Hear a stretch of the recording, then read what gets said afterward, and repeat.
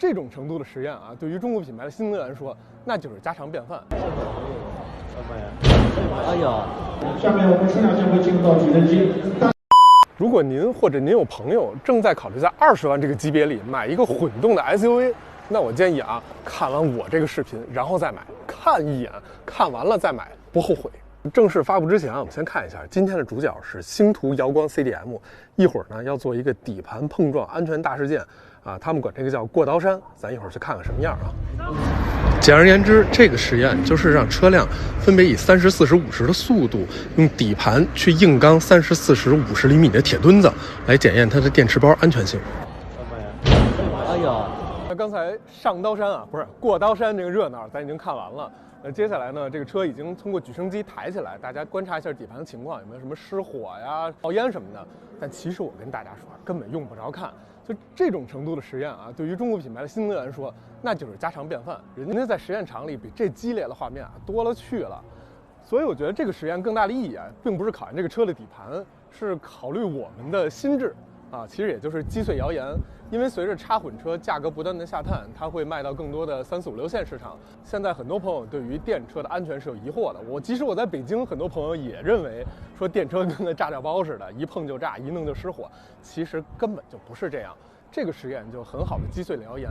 以50的时速通过50厘米高的大铁墩子都没事儿，对吧？我们平时的日常驾驶工况也不能比这更激烈了。我相信咱也不会那么开。那与其考验这个底盘啊，更大的考验在后面，就是看它的售价是多少，看看它能比预售价便宜多少。刚才过刀山这个挺刺激啊。那我们进发布会前先看一眼瑶光这个车。那之前预售价发布嘛是172800起。那其实我建议啊，大家还是要买那个续航稍微长一点，续航160公里那个版本，因为它的电池也更大，是34.46度，而且配的是宁德时代的 M3P 电池。M3P 什么意思呢？就是叫磷酸锰铁锂电池。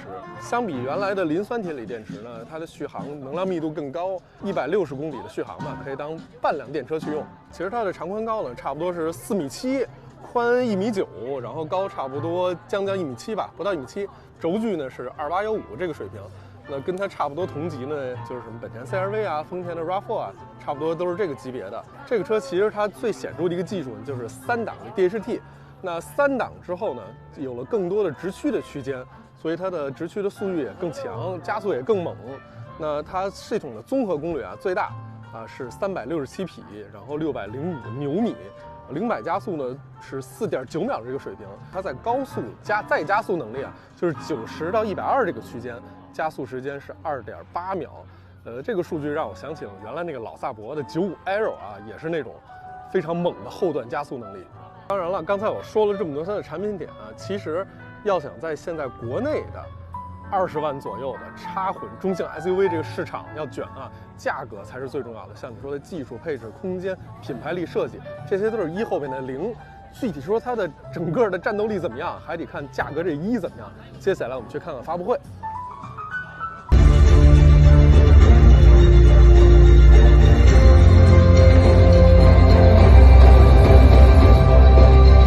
长续航 Pro 17.28万元。长续航 Plus 15.98万元。那么瑶光 CDM 它的最终售价已经发布了，全系的售价是从15.98万到20.58万这个区间啊。因为之前的预售价大家还记得吗？17.28万，我以为就便宜个几千块钱完事儿了，没想到便宜了1万多。那这个售价其实它在国内主要的对手呢，像比如说单档 DMI 的比亚迪的宋 Pro 和宋 Plus， 对吧？然后再往上，我觉得像对标一些合资的，像什么本田 CR-V 的混动、RAV4 的混动，都是在它的同级的竞品之内。那么刚才发布会呢，听了一个信息啊，星途其实在海外呢有超过150家的经销商店，在海外它的售价就汽油版那个折合人民币差不多要40万左右。所以海外对标的车型呢，甚至是雷克萨斯 RX， 这个我听起来也是很夸张啊。那么以星途瑶光这个售价，然后我相信无论在海外还是在国内，面对这些竞品，它在技术上，这也说了嘛，我们不卷价格，我们还要卷技术。无论在技术、价格、尺寸、空间还是配置上，我觉得都是有很多的优势的。如果您最近啊，或者有朋友要买混动的中型的、中大型的 SUV， 我建议啊去星途的店里看一眼，试完了再说。